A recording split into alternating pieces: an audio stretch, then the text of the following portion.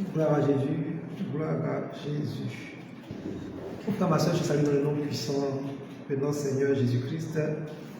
J'espère que tu te portes bien. Moi, ça va. Donc, bienvenue. Bienvenue à toutes et à tous. Nous sommes aujourd'hui mardi 27 mai 2025.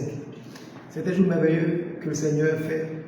Et c'est un plaisir pour nous de vous retrouver ici pour notre temps de rafraîchissement spirituel. Seigneur, merci pour ta grâce, pour ce que tu accomplis au travers de nos vies, pour ce que tu accomplis également dans nos vies. Nous voulons bénir ton nom, nous voulons te dire merci pour ce que tu fais. Merci pour la vie que tu nous donnes. Merci pour la grâce que tu nous fais d'être là. Et je prie pour tous mes frères et sœurs qui vont entendre cette parole, qu'ils puissent la recevoir telle que tu veux qu'ils la reçoivent. Et je prie pour que cet enseignement qui sera partagé avec mes frères et mes sœurs soit une source de délivrance, une source de liberté financière au nom puissant de Jésus. Amen, amen et amen. Bienvenue à toutes et à tous à ce temps de rafraîchissement spirituel. Donc c'est un plaisir de vous retrouver aujourd'hui. Alors aujourd'hui nous allons parler d'argent. On va parler d'argent. C'est un sujet tabou, mais on se rend compte que tout le monde a besoin d'argent. Donc nous parlerons aujourd'hui d'argent. Le blé. Amen. Donc je veux vous partager quelques éléments pour vous aider à avoir une bonne doctrine biblique par rapport à l'argent. Donc comme je l'ai dit la semaine passée, le Seigneur m'a mis à cœur de partager un ensemble d'informations sur les doctrines bibliques concernant plusieurs sujets. Donc nous commençons aujourd'hui par le sujet de l'argent. Donc on le verra peut-être en 2 ou 3 secondes, ça va dépendre de ce que c'est le mettre à cœur. Mais on commence déjà aujourd'hui à planter les bases. Et je vais t'inviter vraiment à prendre note, à prendre ta Bible pour souligner éventuellement quelques versets. Parce que ce soir, le Seigneur veut que tu puisses entrer dans une phase de prospérité financière. Amen. Donc comme je le dis, l'argent est un sujet tabou pour tous ceux qui sont spirituels. Mais après, on se cache pour chercher l'argent. C'est ce qui est dommage. Donc aujourd'hui, nous allons voir plusieurs points. Donc premier point, on va essayer de voir quel est le symbole de la prospérité financière, de la richesse. Quel est ce symbole-là, quelle est la place de l'argent en tant que symbole dans la Bible. Amen. On verra en deuxième point, on va essayer de voir qu'est-ce que la Bible nous dit sur la nature de l'argent, parce que l'argent a une nature qu'on doit connaître. Amen. On va essayer en troisième point de voir quelques fausses doctrines sur l'argent et au travers de quelques passages de la Bible, on va essayer de donner la position de Dieu sur ces points-là. Ensuite, en quatrième point, alors, on va essayer de répondre à la question, doit-on prier pour être riche? Doit-on prier pour avoir l'argent? On va voir quelle est la réponse que la Bible nous donne sur ce point. Cinquième point qu'on va aborder, quelle est la loi spirituelle concernant l'argent? Parce qu'il y a une loi spirituelle concernant l'argent que nous devons pouvoir connaître. Sixième point, on va essayer d'aligner en fait notre doctrine sur quelques principes bibliques par rapport à l'argent. Amen. Septième point, on verra quelques points concernant cette question. Pourquoi Dieu veut que nous soyons riches financièrement? Aïe. Huitième point, comment ouvrir les portes de la richesse financière. On verra quelques éléments. Amen. Donc on espère pouvoir passer tout ça rapidement en revue. Donc comme j'ai dit, c'est vraiment les fondamentaux, les bases que nous voulons poser aujourd'hui à travers cet enseignement. Amen. Et donc, alors, je vous invite à prendre le passage de Matthieu 6, versets 19 à 24. Amen. Donc, Matthieu 6, versets 19 à 24. Je lis rapidement la parole de Dieu. Donc, alors Jésus dit, ne vous amassez pas des richesses dans ce monde où les vers et la rouille détruisent, où les cambrioleurs forcent les serrures pour voler. Amassez-vous plutôt des richesses dans le ciel où il n'y a ni ver ni rouille pour détruire, ni cambrioleur pour forcer les serrures et voler. Car ton cœur sera toujours là où sont tes richesses. Amen. Les yeux sont la lampe du corps. Si tes yeux sont en bon état, tout ton corps est éclairé. Mais si tes yeux sont malades, tout ton corps est dans l'obscurité. Si donc la lumière qui est en toi n'est qu'obscurité, comment cette obscurité sera noire? Personne ne peut servir deux maîtres. Ou bien il haïra le premier et aimera le second, ou bien il s'attachera au premier et méprisera le second. Vous ne pouvez pas servir à la fois Dieu et l'argent. Amen. Amen. Très important. Très important. Donc, deux éléments dans ce passage que nous venons de lire nous interpellent. On va dire trois. D'abord, premier point, Jésus nous dit clairement que nous devons amasser des richesses dans le ciel. Amen. Il nous dit par la suite que, au verset 21, que notre cœur sera toujours là où sont nos richesses. Et troisième élément important, c'est que nous ne pouvons pas servir deux maîtres à la fois. Et là, il dit clairement, on ne peut pas servir Dieu et l'argent. Amen. Dans une version, on dit Dieu et maman. Amen. Donc ici, cela nous plante le décor par rapport à notre sujet de ce jour. Alors, nous voyons, on peut dire clairement que au regard de ce passage, Dieu ne veut pas qu'on soit riche. Donc c'est là que notre enseignement intervient. Amen. Donc la prospérité, c'est le premier point. Quelle est la place de la prospérité financière dans la Bible? Aux yeux de Dieu, du point de vue de Dieu, qu'est-ce que la prospérité financière? Amen. Donc la prospérité financière est un signe que Dieu agrée les voies d'un homme. Amen. Quand vous prenez la Bible depuis la Genèse jusqu'au Nouveau Testament, quand Dieu agrée les voies d'un homme, quand Dieu bénit un homme, les points sur lesquels il insiste, c'est la postérité en termes d'enfantement et autres, mais il insiste également plus sur la richesse matérielle et financière. Amen. Alors, on peut voir rapidement le cas de Job. Amen. Donc Job 1, donc je vous dis rapidement ce que nous pouvons voir dans le livre de Job. Donc ici, l'histoire de Job, c'est quoi? C'est que Dieu va plébisciter Job devant le diable. Amen. Et le diable va demander à Dieu de lui donner la permission d'éprouver Job. Et donc, regardez ce que le diable va avancer comme argument pour que Dieu lui donne la permission d'éprouver la fidélité de Job. Amen. Donc, Job chapitre 1, verset 9 à 10, voilà ce que le diable dit. Donc, alors, commençons au verset 8. L'Éternel dit à Satan, as-tu remarqué mon serviteur Job? Il n'y a personne comme lui sur la terre. C'est un homme intègre et droit, craignant Dieu et se détournant du mal. Verset 9. Et Satan répondit à l'Éternel, est-ce une manière désintéressée que Job craint Dieu? Suivez ce qu'il va dire, verset 10.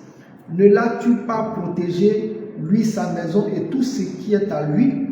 Tu as béni l'œuvre de ses mains et ses troupeaux couvrent le pays. Vous voyez?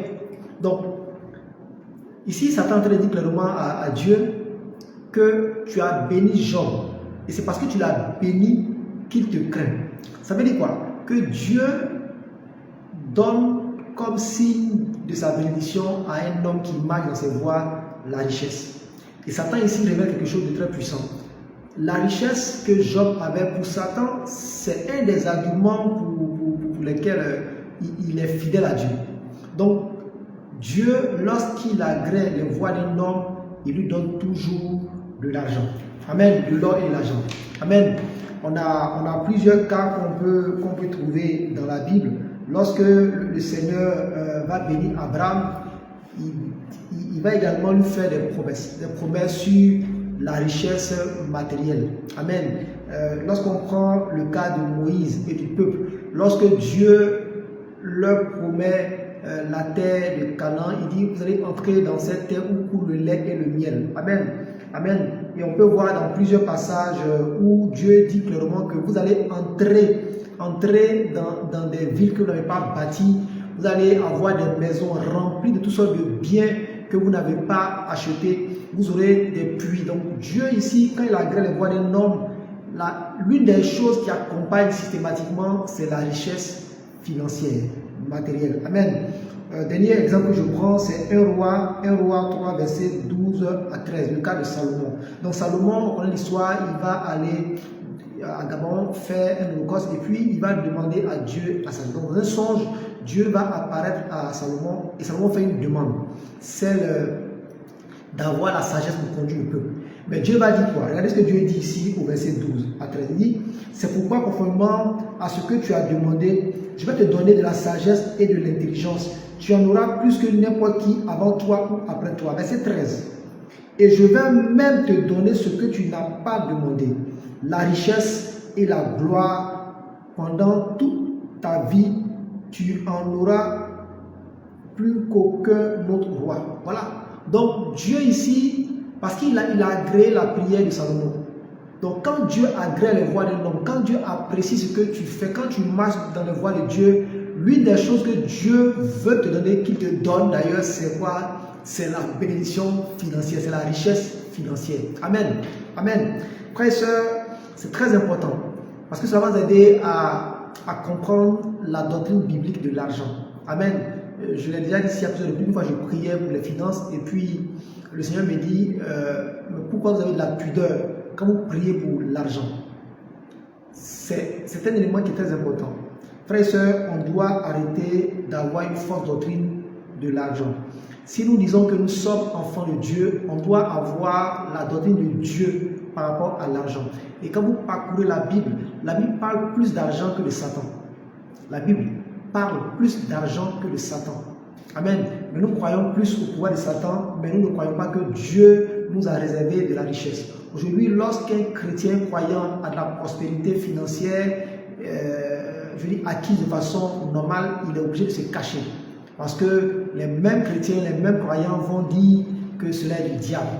Frères et sœurs, aujourd'hui, il est bon de planter les bases pour que nous puissions entrer pleinement dans une phase de prospérité financière. Amen. Deuxième point, nous devons comprendre la nature de l'argent. Donc, on a dit clairement que quand Dieu agrée les voies d'un homme, il lui donne la prospérité financière matérielle. Amen. Mais il est important également de comprendre la nature de l'argent pour ne pas tomber dans des travers. Amen. Ici, lorsque nous lisons la Bible fait comprendre clairement que l'argent est un esprit. Clair. L'argent est un esprit. Amen. Vous savez, souvent dans nos langages, on peut dire esprit des eaux, esprit de lui, tout ça, machin. Mais vous ne trouverez aucune base légale biblique par rapport à ces noms qu'on donne à ces esprits. Par contre, on a une base légale sur le fait que l'argent soit un esprit. Parce que Jésus a nommé cet esprit-là. Amen. Et alors, lorsqu'on prend par exemple,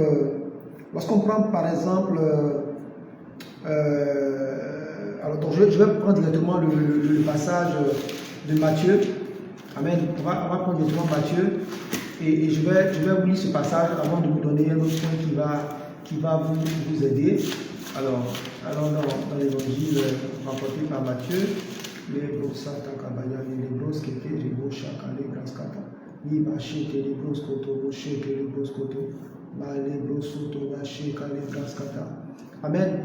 Et donc, dans Matthieu, on a lu clairement le passage tout à l'heure qui nous disait que nous ne pouvons pas servir Dieu et l'argent, Dieu et maman. Amen. C'est ce qu'on a lu tout à l'heure. Donc il dit au verset 24, Matthieu 6, verset 24, dit, personne ne peut servir deux maîtres, ou bien il haïra le premier et aimera le second, ou bien il s'attachera au premier et méprisera le second. Vous ne pouvez pas servir à la fois Dieu et l'argent. Amen.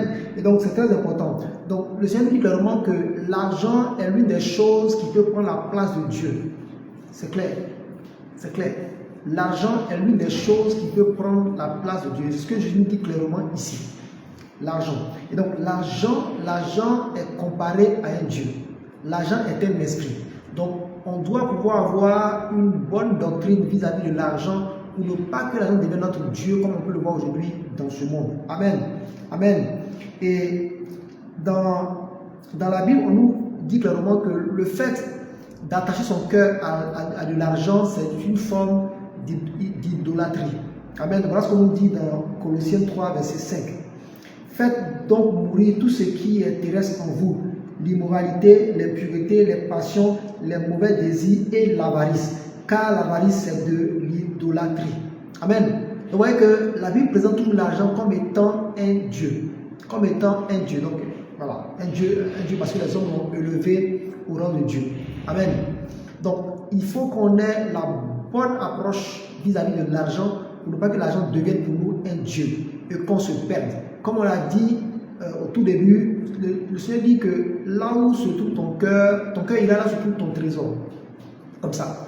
Donc, si pour nous, l'argent devient notre trésor, au lieu de Dieu, notre cœur ira vers l'argent et notre cœur sera dirigé par l'argent. Et cela va nous emmener dans les travers. Amen. Amen. Donc, faisons attention. Il faut qu'on ait une bonne doctrine vis-à-vis de l'argent. Et cela est très important. Amen. Amen. Alors, le troisième point qu'on va aborder, donc on vient de voir que Dieu agrée les voies de l'homme en lui donnant la prospérité matérielle et financière, entre autres. Et quand vous lisez toujours les bénédictions que Dieu donne, c'est toujours, ça vient toujours en première position, toujours. Amen. Parce que c'est un élément important pour lui. Amen. Alors, deuxième point qu'on a vu, c'est que la nature de l'argent, c'est que l'argent ici est présenté dans la Bible comme étant une forme de Dieu. Donc, on doit faire vraiment attention face à l'argent. Amen. Cela nous amène maintenant aux fausses doctrines vis-à-vis de l'argent. Amen.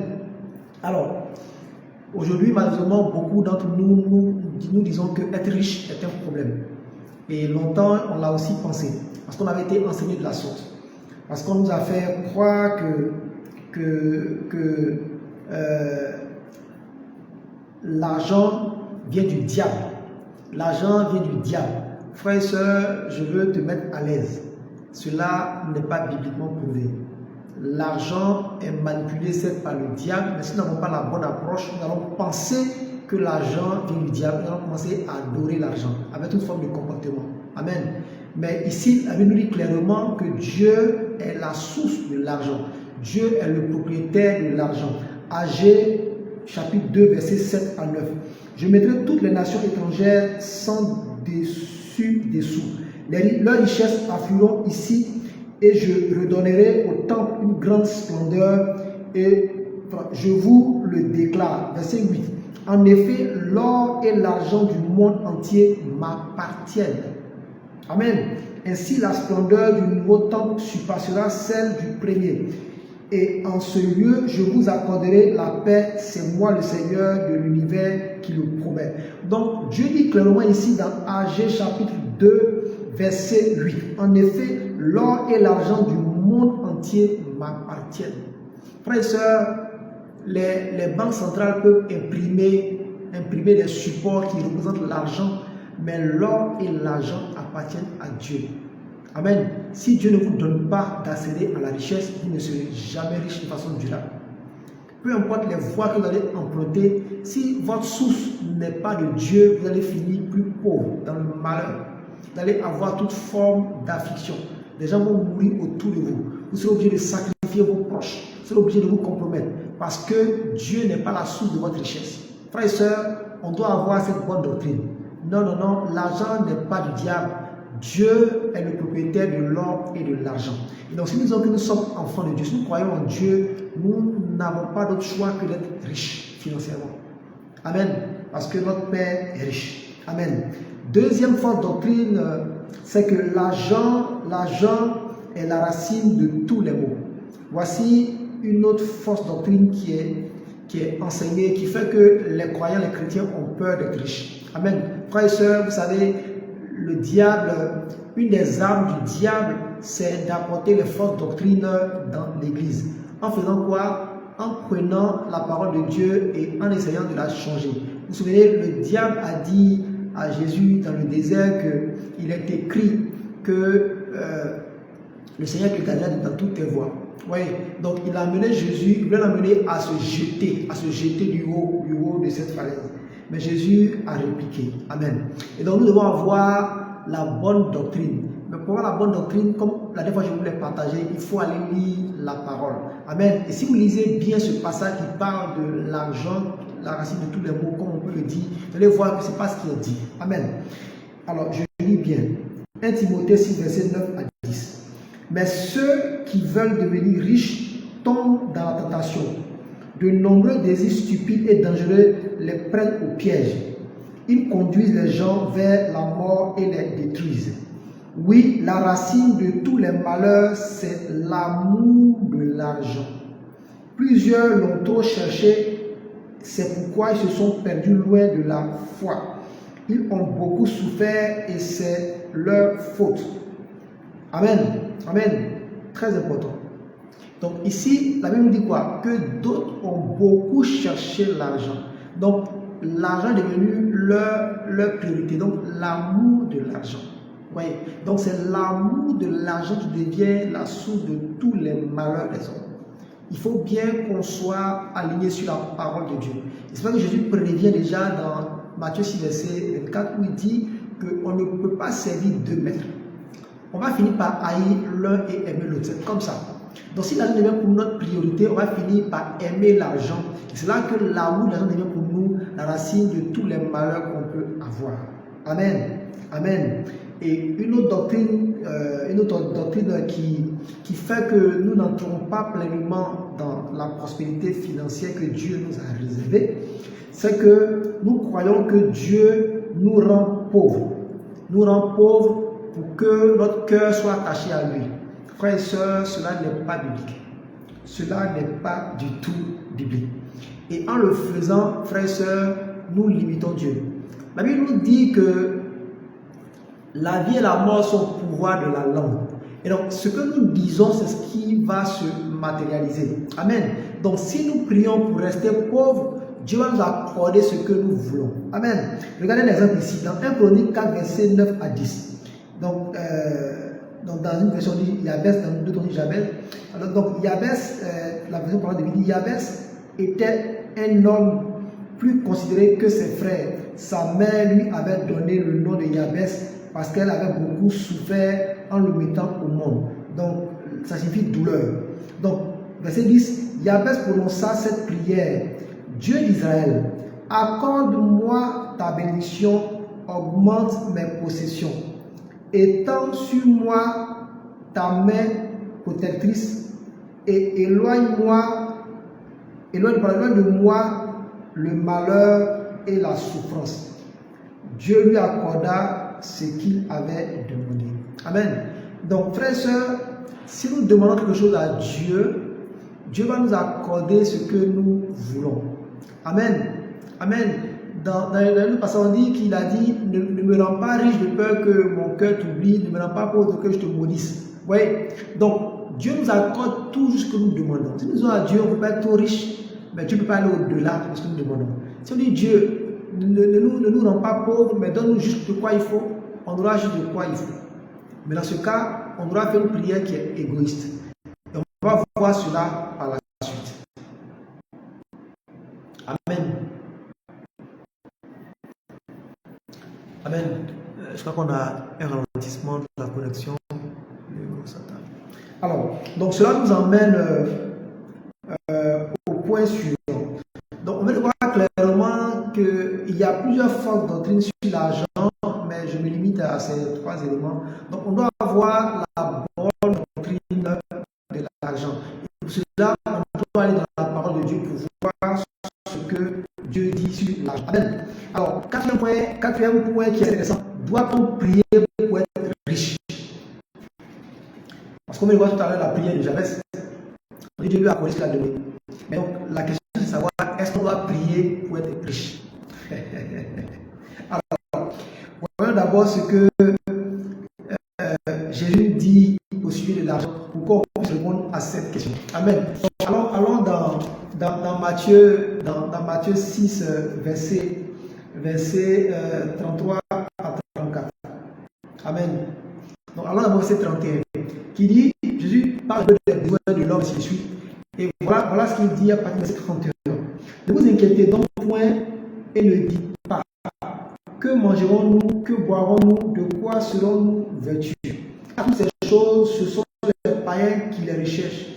Votre Père céleste sait que vous en avez besoin. Cherchez premièrement le royaume et la justice de Dieu, et toutes ces choses vous seront données par-dessus.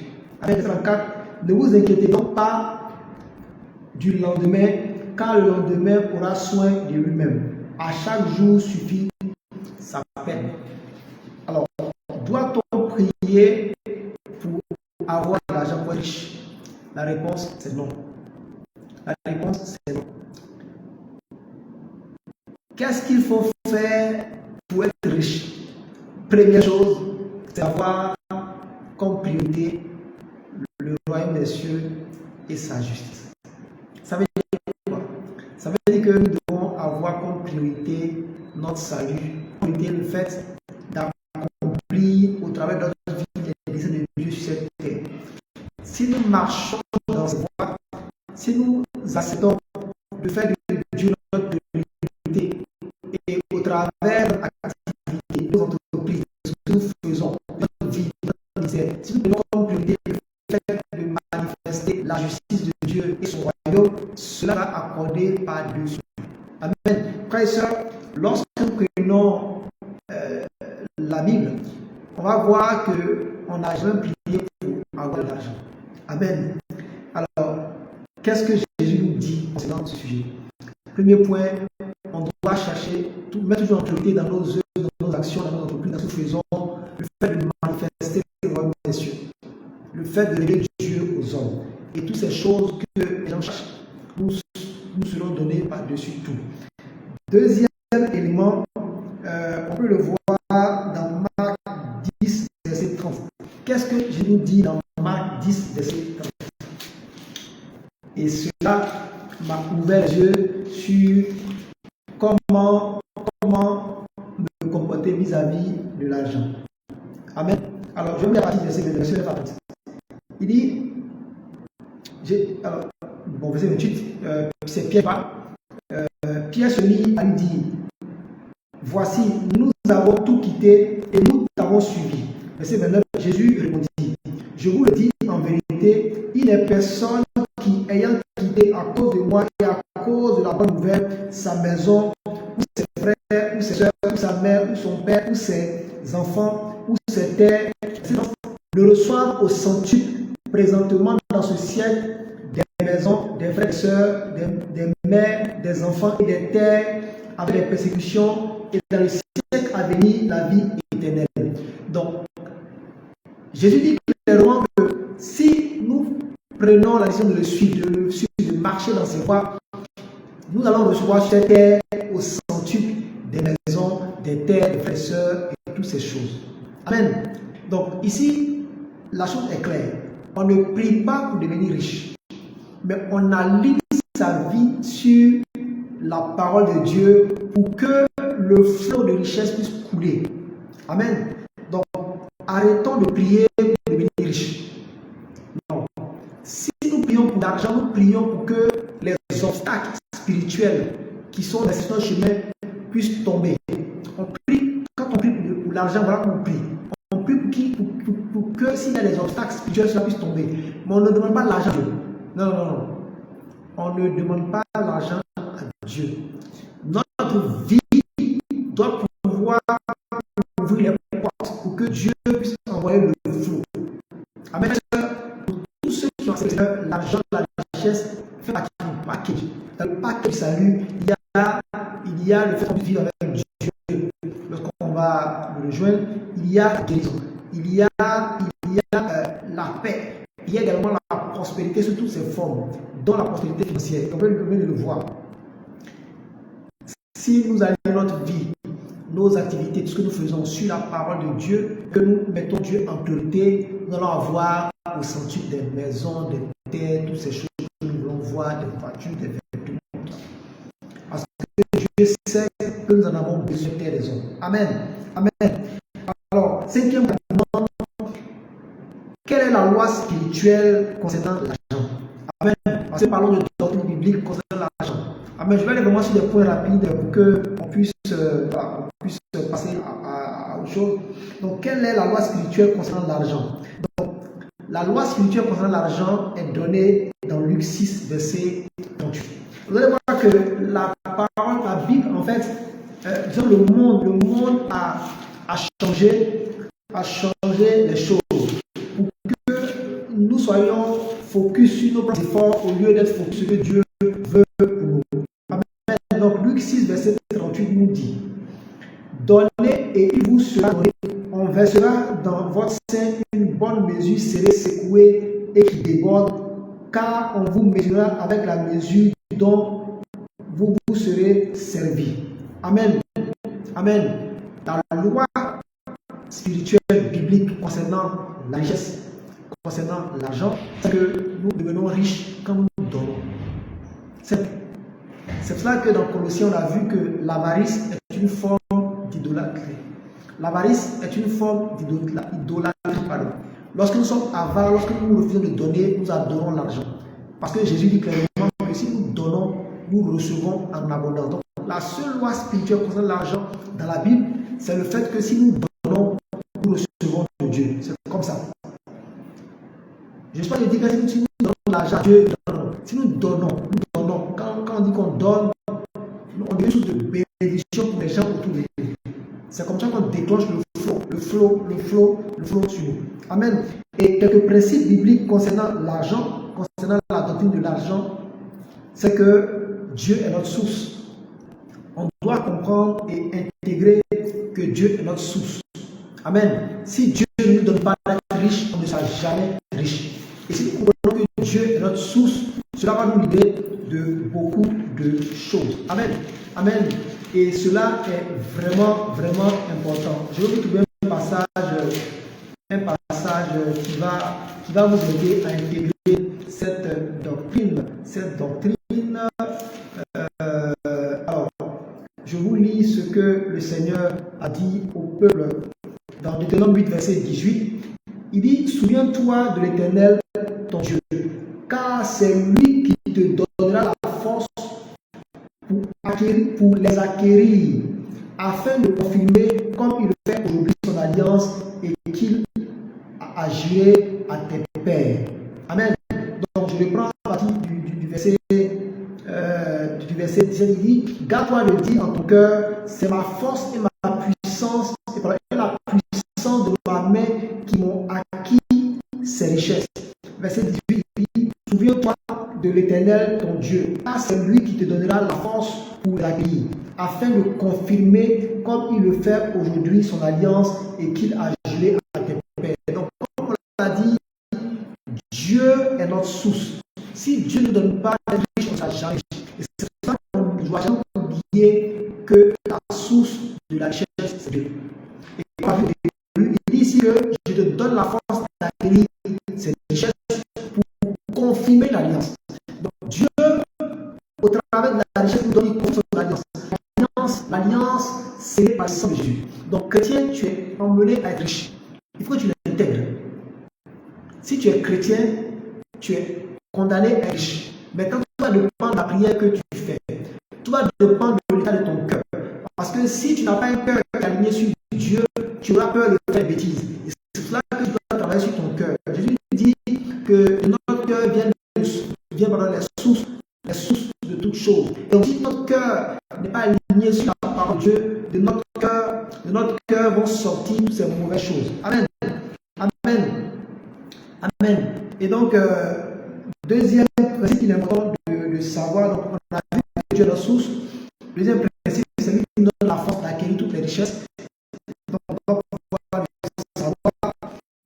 Troisième principe important d'intégrer, c'est que nous sommes des gestionnaires. Si Dieu est la source, nous sommes vraiment des gestionnaires. Et donc, les millions, les milliards que tu reçois, les centaines que tu reçois, tu ne dis pas, cela vient de mes efforts. Si Dieu ne donne pas la force d'acquérir ces choses, c'est fini.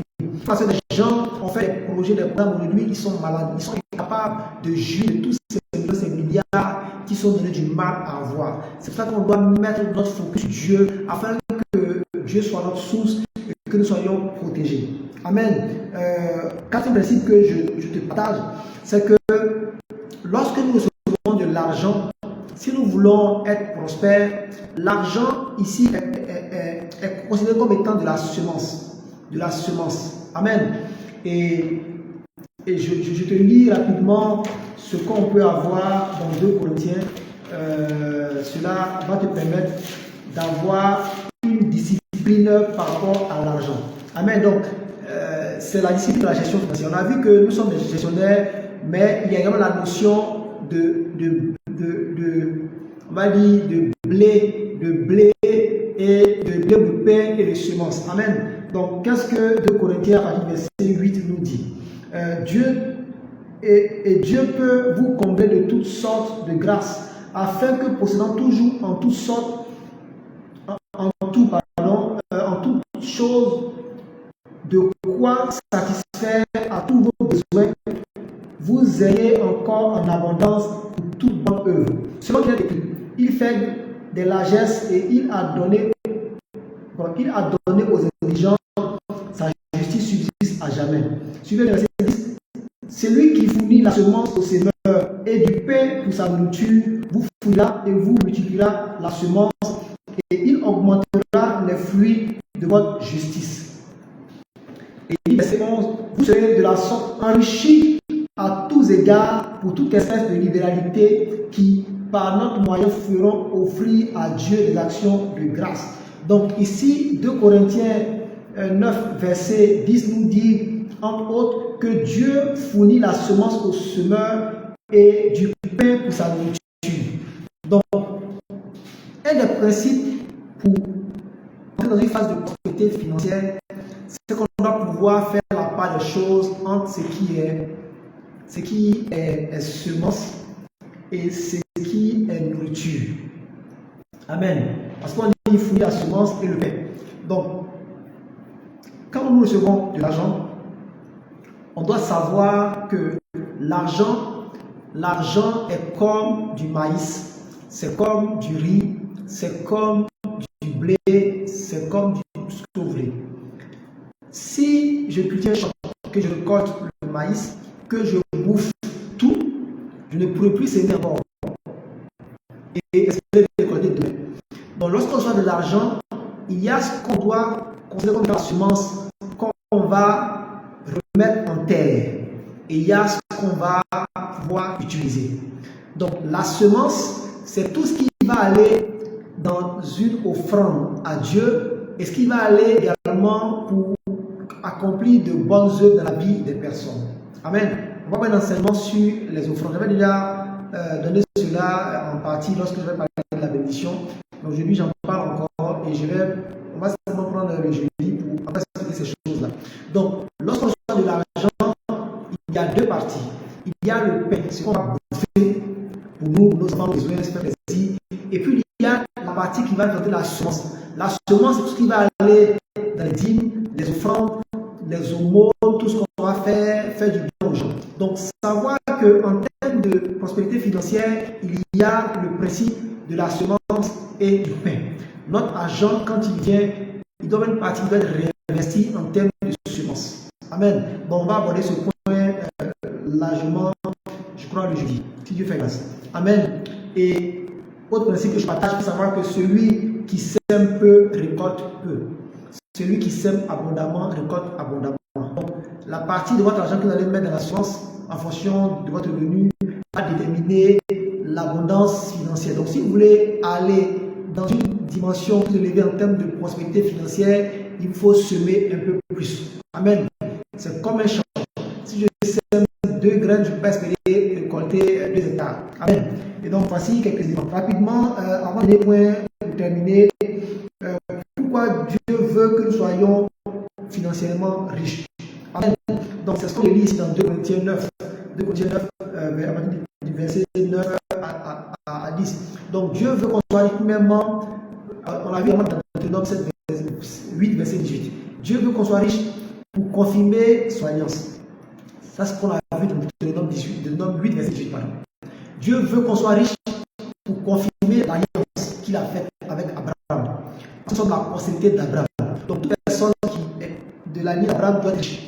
Premièrement. Deuxièmement, Dieu veut que nous soyons riches pour subvenir à nos besoins. Nous seront comblés de toutes sortes de grâces, afin que possédant toujours en toutes choses de quoi satisfaire à tous nos besoins. Donc Dieu veut qu'on soit riche pour que nous soyons rassasiés, que nous ne soyons pas des gens qui, voilà, on meurt de faim. Donc ne limitons pas Dieu. Amen. Autre raison que je peux donner, Dieu est riche pour qu'on soit capable de faire du bien aux autres. Frères et sœurs, nous sommes des tendants, nous sommes des canaux, des sources de bénédiction. Amen. Donc ici il dit que nous en aurons pour nos propres besoins et suffisamment pour faire quoi? De bonnes œuvres. Donc on a parlé de la partie semence. Donc Dieu veut qu'on soit riche pour que l'argent passe par nous pour être une bénédiction pour l'église, pour les orphelins, pour soutenir les ministères, pour soutenir l'évangélisation, pour faire du bien à ses frères et ses sœurs. Voilà pourquoi on soit riche.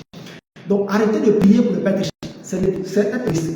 Amen. Être égoïste. Et pour ceux qui ont du mal à faire du bien, soyez délivrés de l'esprit d'avarice au nom puissant de Jésus. Amen. Dieu veut qu'on soit riche pour que nous soyons considérés et écoutés partout. Frère et soeur, si tu n'es pas riche, tu auras du mal à aller prêcher l'évangile aux hommes qui sont riches. Si tu n'es pas prospère, tu auras du mal à aller prêcher l'évangile à des gens qui sont prospères et qui ont mis leur confiance dans les fétiches, dans les sectes, toutes ces choses-là. Amen.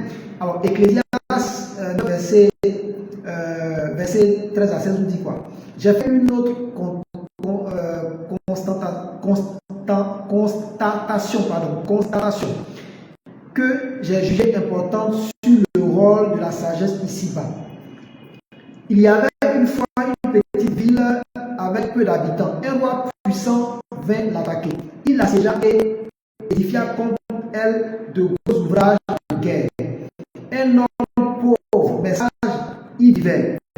Il aurait pu sauver la vie grâce à sa sagesse. Cependant, personne ne songe à s'adresser à cet homme pauvre comme lui. Eh bien, je l'affirme, la sagesse vaut mieux que la bravoure. Mais lorsqu'un homme sage est pauvre, les gens le méprisent et n'écoutent pas ses conseils. Amen. Donc, frères et sœurs, vous avez beau être sage, beau être Dieu, beau être puissant, ouais, tout ce que vous voulez. Si vous êtes pauvre, vous aurez du mal à aller parler à un ministre. Vous aurez du mal à avoir accès à un dirigeant d'entreprise. Si vous êtes pauvre, des gens puissants de ce monde qui ont besoin de sagesse ne vont jamais vous regarder. Amen. Donc, Dieu veut qu'on soit riche, qu'on soit capable de s'élever dans la société et avoir accès à des personnes pour qu'ils puissent aussi avoir accès à leur vie. Voici une des raisons pour lesquelles on soit riche. Amen. Quoi encore? Donc, il y a tellement de raisons. Je vais marquer sur ces éléments-là. Amen. Donc, Dieu qu'on soit riche pour confirmer son alliance, pour que nous ayons de quoi subvenir à tous nos besoins, pour qu'on soit un canal de bénédiction pour les autres. Parce que quand Dieu donne de l'argent, il y a toujours une part pour les autres. C'est comme ça. Même si vous recevez 1000 francs, 1000 euros, 10 euros, dans les 10 euros, dans les 1000 francs, dans les 10 dollars, il y a une part de semences qu'il faut réserver. C'est comme ça. Dieu n'est pas gourmand, il vous dit simplement 10%. 10%, pourquoi? Pour qu'on montre à Dieu qu'on lui fait confiance. Frères et sœurs, l'argent est l'élément pour lequel on a besoin de prier. Donc, on a besoin d'avoir la foi pour l'argent. Ça veut dire que c'est la chose la plus banale de Dieu. Ce que tu as fait, c'est de donner l'argent, de s'aimer dans l'œuvre de Dieu pour lui montrer que tu reconnais qu'il est ta source. Et si tu n'es pas capable de le faire, tu vas du mal à espérer une guérison, une prospérité sur une chose, de mariage. C'est la chose où Dieu ne réclame pas ta foi en réalité. Même pas ta foi. Amen. Parce qu'on ne prie pas pour l'argent. Amen. Et donc, dernier point, comment ouvrir les portes de la richesse? Comment faire en sorte d'être riche, d'être riche, d'être riche? Amen. Alors, si on a vu rapidement dans ce qu'on a partagé, si on veut avoir accès à cette dimension de richesse, première chose, il faut renouveler notre intelligence. Il faut réaligner notre façon de penser par rapport à la Bible. Pourquoi Dieu veut qu'on soit riche? Pourquoi Dieu veut qu'on soit riche? Si on a intégré cela, vous allez voir que les portes vont s'ouvrir. On ne fera plus de fixation sur l'argent. Amen. Amen. Et cela va nous amener à être riche pour Dieu. Voilà. À être riche pour Dieu. Donc, si on a Dieu en priorité, cela va nous ouvrir les portes. Parce que Dieu sait qu'il peut nous faire confiance. Parce Parce qu'en réalité, Dieu fait passer l'argent par nous pour qu'on soit une source de bénédiction et qu'on puisse glorifier son nom. Amen. Et si nous voulons avoir accès à cette dimension de richesse, il faut pratiquer le principe des semences. Les semences, c'est très important. Et donc, on aura un enseignement sur ça, on aura un enseignement sur ça jeudi. Amen. Il faut également que Dieu ait un partenaire financier. Amen. Votre argent doit servir à l'œuvre de Dieu. Votre argent doit aller dans les ministères, doit aller dans l'évangélisation. Votre argent doit aider les veuves, votre argent doit faire avancer le royaume de Dieu sur cette terre. Amen. Donc, fait de Dieu un partenaire financier. Amen. Si on veut être riche, il faut apprendre à se réjouir du succès des autres. Ne pas tomber dans les critiques, dans la convoitise. Non, il faut apprendre à se réjouir des autres. Il faut apprendre également à vivre dans le contentement. Et si vous apprenez à vivre dans le contentement, cela va tuer l'envie, cela va tuer la convoitise. Un autre point que je partageais pour entrer dans une phase de prospérité financière, c'est d'apprendre à marcher dans l'intégrité. Très important. Amen. Si nous marchons dans l'intégrité, nous avons comme récompense la gloire et la richesse. Parce que Dieu sait que si nous sommes fidèles avec l'argent, il peut nous confier de grandes choses. Amen. Donc voici rapidement quelques éléments que je voulais te partager concernant la doctrine biblique de l'argent. Et donc le jeudi, nous allons encore avoir un temps d'enseignement sur ce point pour pouvoir aller en profondeur sur ces éléments. Mais sachez que, comme je l'ai dit, pour les églises, les communautés qui voulaient avoir un enseignement sur ces éléments-là, vous les invitons, on viendra, on va faire un séminaire, c'est tout à fait gratuit. Et pour les autres personnes qui veulent dans le cadre de leurs entreprises ou dans le cadre de notre cadre, nous avons ces formations qui sont concoctées dans le cadre de notre programme d'intégrité au niveau du cabinet. Et donc, ce sont des programmes qui vont vous aider à entrer pleinement dans la destinée que Dieu vous a réservée. Frères et sœurs, je crois qu'aujourd'hui, avec ces bases bibliques que je t'ai données par rapport à l'argent, cela va t'emmener à sortir du joug, à sortir du piège de la pauvreté que le diable envoie dans ta vie au travers de ces mauvaises doctrines. Ça va t'emmener à aligner ta vision de l'argent par rapport à Dieu et à faire du royaume des cieux ta priorité. Et je prie maintenant pour tous ceux qui ont des difficultés financières. Je déclare que les portes s'ouvrent pour nous, pour vous, au nom puissant de Jésus. Je mets le feu sur tout ce qui est œuvre des ténèbres, qui empêche le flux d'argent d'arriver dans mon vie. Je déclare maintenant que Dieu suscite des personnes de destinée pour nous emmener dans une forme d'installation financière au nom puissant de Jésus. Je déclare que là où il y avait un autel satanique qui criait contre votre avancée financière, que cela se taise au nom puissant de Jésus. Je lis toutes les langues qui crient contre vous, qui vous maudissent de jour comme de nuit, afin de vous empêcher d'entrer pleinement dans cette grâce financière, que cette langue soit coupée au nom puissant de Jésus. Je déclare que les éclus des cieux s'ouvrent, que Dieu déverse maintenant en abondance ses grâces, et que parce que vous avez accepté d'être riche, parce que vous avez accepté d'ouvrir votre esprit pour être riche pour Dieu, pour faire du bien autour de vous, que Dieu vous donne de témoigner dans le jour, dans les heures à venir, au nom puissant de Jésus. Amen, amen, amen. Donc rendez-vous le jeudi pour qu'on ait la suite de l'enseignement sur la doctrine biblique de l'argent. Amen. D'ici là, je vais t'inviter encore à aller réécouter cet enseignement, à lire les différents passages que je t'ai partagés. Il y a plusieurs passages, mais je me suis dit sur ces passages, vu le temps. Et sois béni, que Dieu te donne de goûter au lait et au miel dans cette saison, au nom puissant de Jésus. Amen. Amen. Sois béni.